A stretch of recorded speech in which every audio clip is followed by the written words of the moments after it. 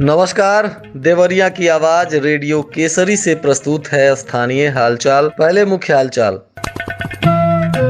शिक्षा व्यवस्था को बेहतर करने के लिए कॉन्वेंट विद्यालयों से बनाया जाएगा तालमेल। और धूमधाम से निकाली गई हनुमान जी की शोभा यात्रा, सैकड़ों की संख्या में शामिल हुए श्रद्धालु। वर्ल्ड चैंपियन आर्म रेसलर का हुआ भव्य स्वागत, जीतने के बाद पहली बार पहुंचे अपने गांव। स्थानीय हालचाल के इस अंक के साथ मैं अनिकेत मिश्र। अब हालचाल विस्तार से।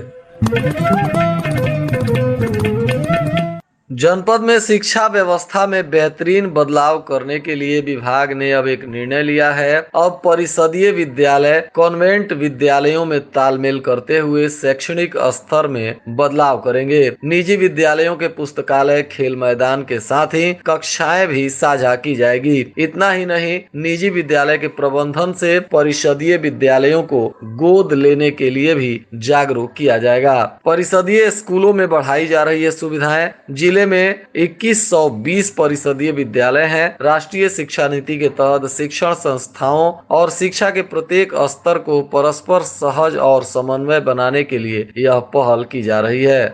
47वां हनुमान जन्मोत्सव का शुभारंभ शनिवार को मनोकामना पूर्ण हनुमान मंदिर देवरिया खास में हुआ। इस मौके पर मंदिर परिसर से शहर में भव्य शोभा यात्रा निकाली गई। विभिन्न मार्गों से भ्रमण करते हुए शोभा यात्रा वापस हनुमान मंदिर पहुंची। रास्ते में श्रद्धालुओं ने पुष्प वर्षा कर जगह जगह शोभा यात्रा का स्वागत किया। शहर की सड़कें भक्ति गीतों से गूंजती रही। शोभा यात्रा का शुभारंभ सदर विधायक सलभ मणि के सानिध्य में हुआ। महंत परमात्मा दास के नेतृत्व में शोभा यात्रा हनुमान मंदिर परिसर से निकली। आगे आगे हाथी घोड़े चल रहे थे। पीछे बैंड की धुन बज रही थी, जहां कलाकार भक्ति गीतों पर गाते हुए चल रहे थे।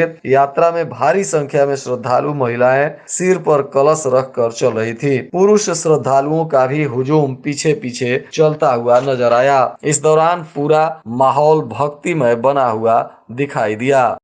आर्म रेसलिंग में विश्व चैंपियनशिप में स्वर्ण पदक जीतने वाले सूर्य प्रताप जब अपने घर लौटे तो इस दौरान उनका समर्थकों और उनके परिजनों ने जोरदार स्वागत किया।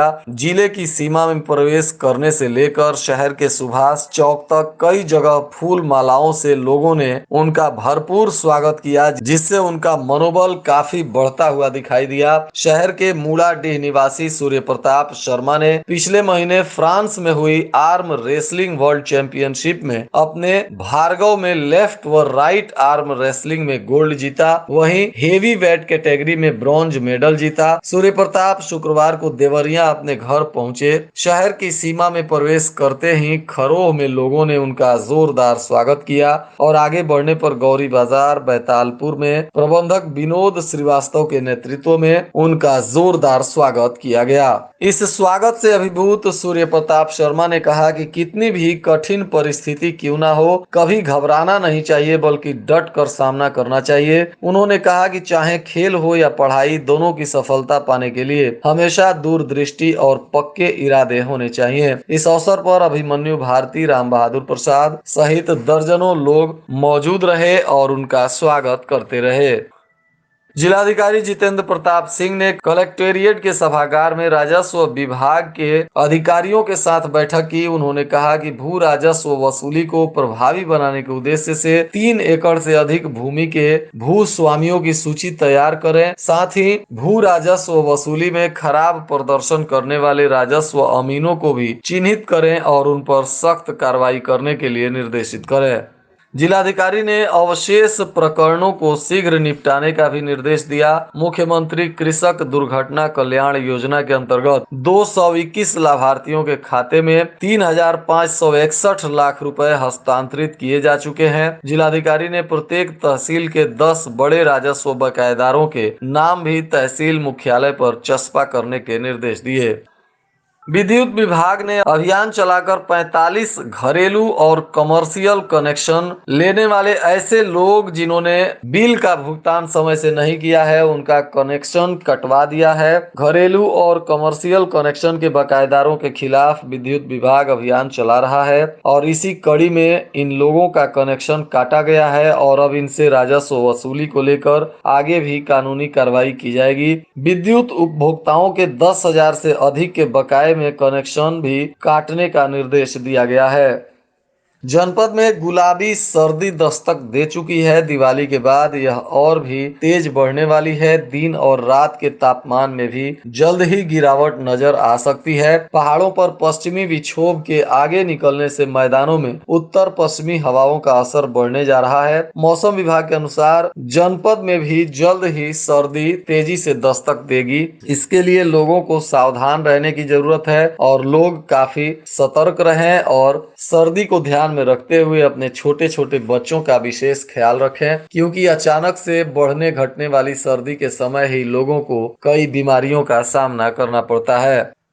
ग्राम पंचायत स्तर पर फार्म मशीनरी बैंक की स्थापना के अंतर्गत उपलब्ध कराए गए कृषि यंत्रों के किराए निर्धारण के संबंध में मुख्य विकास अधिकारी रविंद्र कुमार की अध्यक्षता में ग्राम प्रधान, ग्राम सचिव एवं सहायक विकास अधिकारी के साथ एक बैठक की गई और इसमें कई अहम फैसले किए गए। इसमें बताया गया कि वित्तीय वर्ष 2021-22 में कुल 11 विकास खंड के 16 ग्राम पंचायतों में फसल अवशेष प्रबंधन के लिए फार्म मशीनरी बैंक की स्थापना के अंतर्गत कृषि यंत्र तथा MB plough, super seeder, zero till, paddy extra chopper, crop reaper, rotary स्पेलर, स्लेशर आदि 80% अनुदान पर उपलब्ध कराया गया था।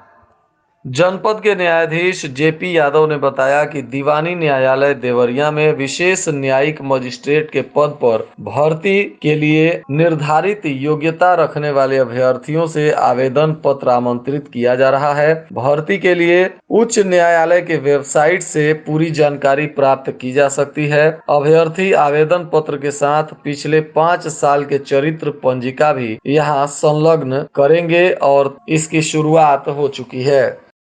देवरिया में आज के मौसम का तापमान न्यूनतम 20 डिग्री सेल्सियस और अधिकतम 28 डिग्री सेल्सियस रहने की संभावना है। अंत में मुख्य हालचाल एक बार फिर। शिक्षा व्यवस्था को बेहतर करने के लिए कॉन्वेंट विद्यालयों से बनाया जाएगा तालमेल। और धूमधाम से निकाली गई हनुमान जी की शोभा यात्रा, सैकड़ों की संख्या में शामिल हुए श्रद्धालु। वर्ल्ड चैंपियन आर्म रेसलर का हुआ भव्य स्वागत, जीतने के बाद पहली बार पहुंचे अपने गांव। इसके साथ ही रेडियो केसरी से प्रसारित स्थानीय हालचाल का यह अंक समाप्त हुआ। नमस्कार।